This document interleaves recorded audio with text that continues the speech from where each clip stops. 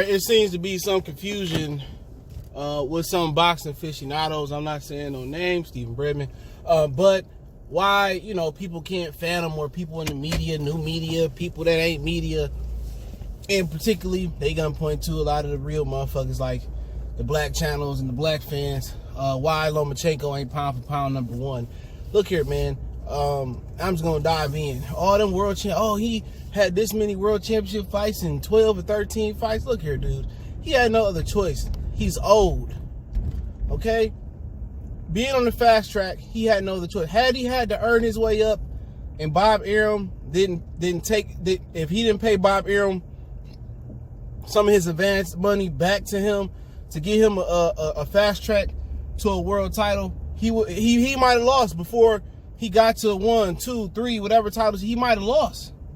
You know what I'm saying? He paid to skip the line. That just lets you know how janky these world titles is. Okay? Before he got to 135, he did not unify.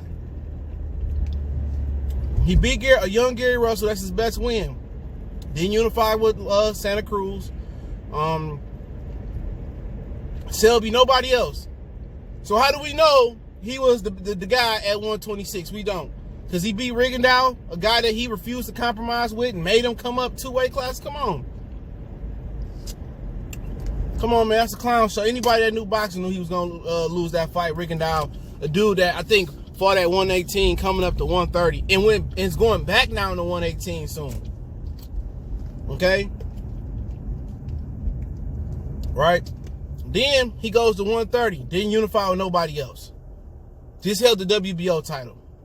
You won't say Gervonta was scared. It is what it is. Burchett, and whoever else was there. He didn't unify there neither. Okay? He goes to 35 and instantly started unifying because there's no politics.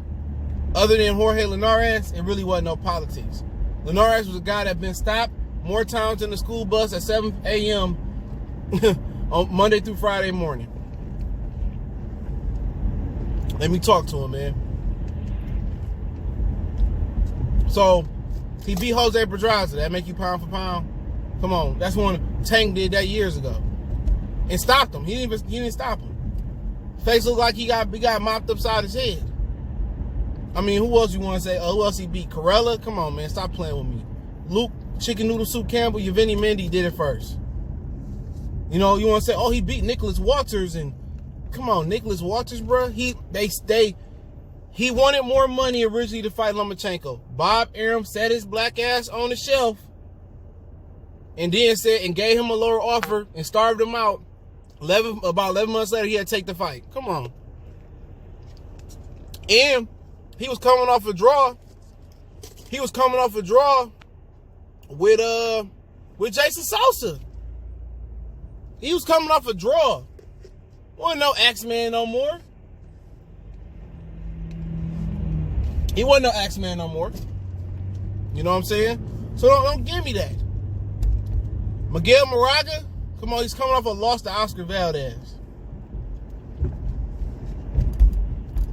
And then we ain't even talked about how he lost to Orlando Salido. And Salido, good fighter. I watched him take care of Juan Manuel Lopez. You know what I'm saying? People point to Salido, he had 14, 18,000 losses. But Salido could fight. You know what I'm saying? He didn't lose to Salido. It was a close, he got robbed. Hey, at the end of the day, I don't care. He took the fight. He didn't put a rehydration on him the next day when he missed weight. Lomachenko was being arrogant. Lomachenko's best win is Gary Russell. That's it. That's his best win. That's his best win. Other than that, I can make a case the rest of them was trash. Who else did he beat?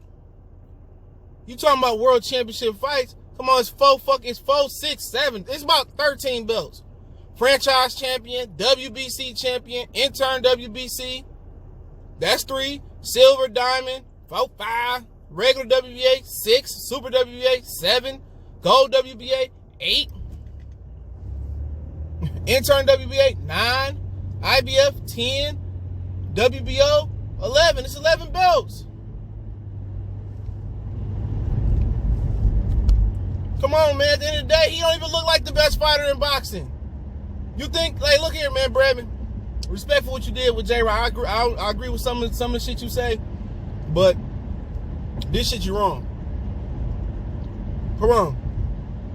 You think Terrence Crawford face at 135 will look like his face did versus Luke Campbell, him too, Luke Campbell or Jorge Linares or what's Cuz name? I'm thinking Pedraza. Come on, man. Come on. You ain't no pound for pound. You telling me that's the best fighter you seen in boxing? He not better than Terrence Crawford.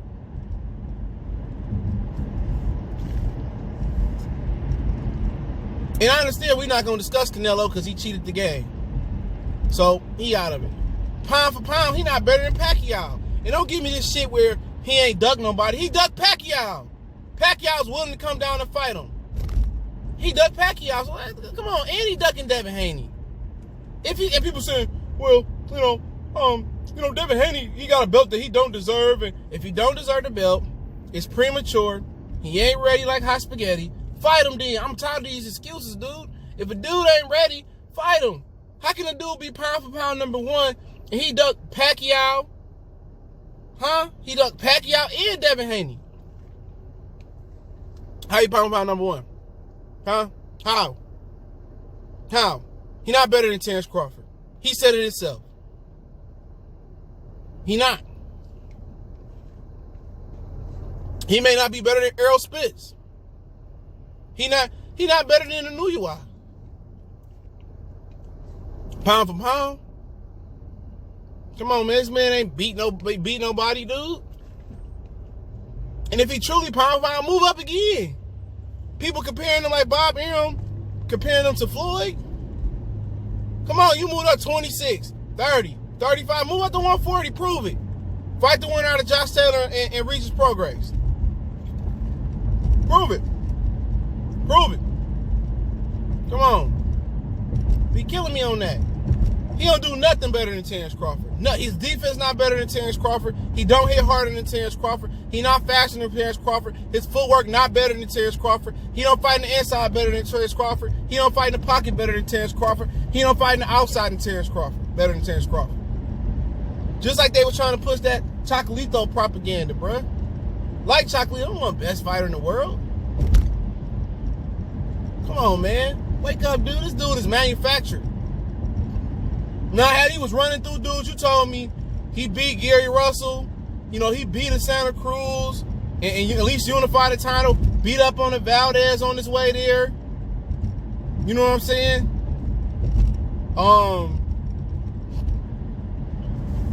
Beat up on him. And then he go to 30. I know Tank didn't want to fight him. He unified with, like, Burchett already at 30. And, you know, then he go to 35 and do his thing and beat Devin Haney.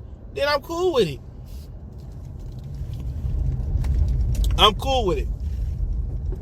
This dude out here looking flawed. Real flawed. Got dropped by Linares, bro. People talking about Crawford losing focus and getting rocked by Gamboa. Gamboa can fucking fight. Linares been stopped. He got dropped by Linares, man. Y'all seen Errol Spence touch that canvas, dog? Y'all seen Terrence Crawford touched that canvas? Y'all seen Canelo touch that canvas? I ain't seen it. All right, he touched that canvas hard. You know, and you could have made an argument that he was losing that fight. You could have made a real argument that his ass was getting the shit beat out of his ass that fight. Struggling with Linares. You think Terrence Crawford, even Adrian Broner at 35, beat the shit out of Jorge Linares? In this crop of fighters, Adrian Broner would be undisputed. He'd have stopped Luke Campbell. He'd have stopped Pedraza. He'd have stopped Linares. I heard he beat the shit out of Linares back then anyway. He would have fought Linares if he didn't get stopped by Antonio DeMarco. So come on, man. Stop trying to make it seem like black boxing dudes is crazy, dude. They always trying to elevate somebody over us, man. It was Chocolito respecting him. I seen him fight in person. You know what I'm saying? But then again, when it comes to other fighters like Danny Garcia, who resume way better than Chocolito, he never was considered pound for pound by a lot of guys. But he should have been pound for pound top 10. People don't want to put Jared Hurd in there. He did way more than Lomachenko. He beat Alar. He beat Trout. You know what I'm saying? Beat Tony Harrison. Come on. Come on. A lot of dudes, they always trying to put the other over us, dog. Tell him move up to 40. He want to be pound for pound number 1. Fight Progress Taylor winner or Ramirez and show us you pound for pound number 1. Matter of fact, you and Crawford can do a catchweight at 44, and we can see who the real pound for pound number 1 is. Matter of fact, how can we ask him to do that? He ducking Devin Haney, man. Y'all know what it is, man. Goodfellas Sports TV. These dudes out here is foo-foo, man. Trying to make it seem like we crazy or something. Motherfucker ain't the best fighter in the world, man. He may not be top 5, because if I had to go top 5 right now, I'll go Crawford, Canelo with an asterisk. If Canelo was a clean fighter and didn't have Roberts, he'd be number 1. But that's my thing on it. Him at number 2, Usyk already moved up. Then I probably would go like, I'm trying to think who else out here, man. Just going through the divisions in my head. Terrence, Canelo, Errol. He'd be like my 3rd one. I don't care what y'all say. Errol would be my 3rd one. My 4th one, Anuyawa. My 5th one, Lomachenko could be 5. You know, Juan Estrada, he'd be in the 6 range. Berturbia, he could be 7. Who else we looking at, man? J-Rock can be 8. The winner of Progress and Taylor be 9. And 10. That's a good question. 10. I still give it to my I'm thinking. I still give it to Sora Rieberstein, even though he lost. Only because his girlfriend. It was either him, Sora Rieberstein, or that's a great question. Or the winner of Jamil and Tony Harrison. Either one of them, they could be tied for it. Y'all know what it is. Goodfellas Sports TV. Hit the subscribe button, bell icon button. We ain't never heard on our tongue. We gone.